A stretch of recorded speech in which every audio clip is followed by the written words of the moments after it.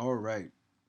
Now let's sum up Bacon's rebellion here, right? So what was the outcome of Bacon's rebellion? Excuse me. All right. A new treaty was passed expanding the white settlements' territory boundaries. The slave trade increased to avoid landless indentured servants. All right. Governing is not an easy task, especially when you're trying to maintain peace with external neighboring states, and you're trying to maintain peace internally amongst the citizens that you govern, right? So, Sir William Berkeley, during his term in office, did go through Bacon's rebellion here, all right? And Bacon's rebellion not only opened the open perspective of expansion, but it also provoked slave trade to increase. Now, how is this possible, right? So, everything has to do with resources and land at this point here.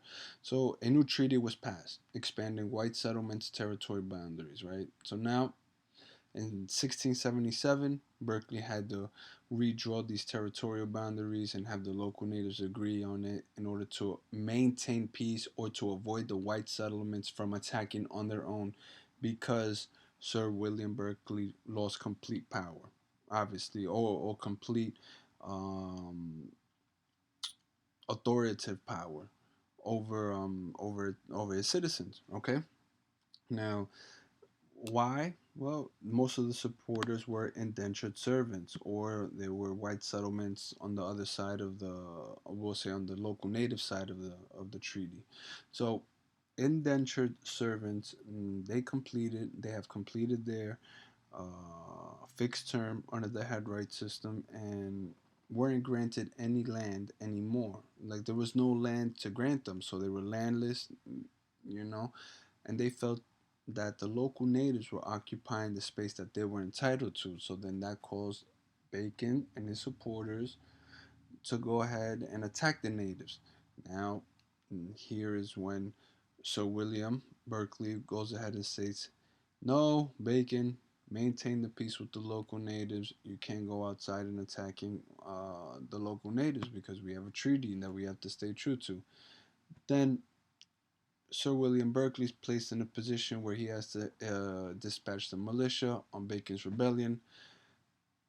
Bacon eventually took over, but died. All right, so Bacon did manage to run out Sir William Berkeley, but eventually Bacon died, and Sir Berkeley came back to power.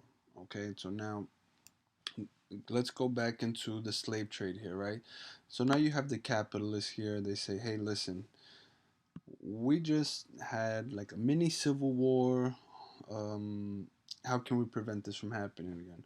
Well, there's always African slaves, right? We pay a one time fee and we have labor forever. As long as we feed them, we shelter them, we take care of them, um, we don't have to give them acres of land. And then this is when the slave trade began to increase in order to reduce the indentured servitude fixed term head right system labor.